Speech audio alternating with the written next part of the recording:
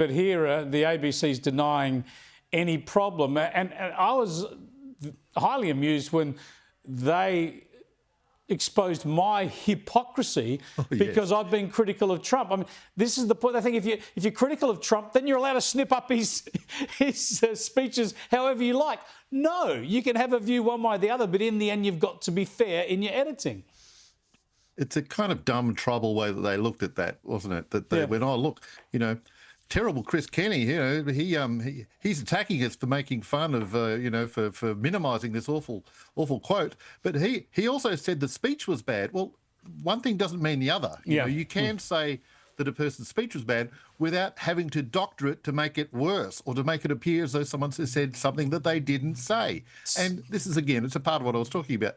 They try and make something very simple look incredibly complicated. It's a basic sort of smokescreen strategy, and I think a lot of people are wise to it these days. Yeah, spot on, spot on. Well summarised. I want to go to Trump derangement syndrome, though, because on Fox TV in the US, they've turned up with a psychoanalyst, a psychotherapist, who reckons it's a serious problem. Have a look.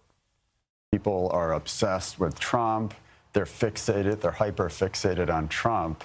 And they talk about some of the features of this disorder. They can't sleep. They feel traumatized by Mr. Trump.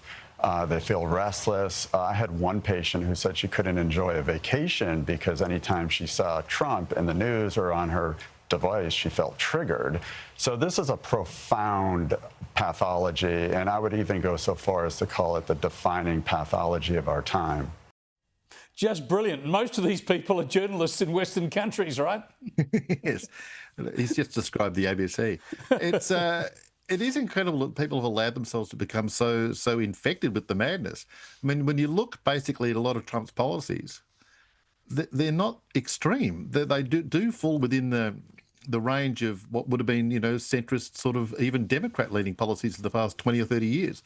They're certainly not as extreme as people fear them to be. And also, we've seen him be in power for a long time now, and where's all the World War III? Nothing that they predicted will be evil has happened. So he's ended more wars than he started, and by securing the southern border, he's only doing what Barack Obama and Bill Clinton promised to do. Spot on. Thanks for joining us, Tim. We'll catch you later in the week there.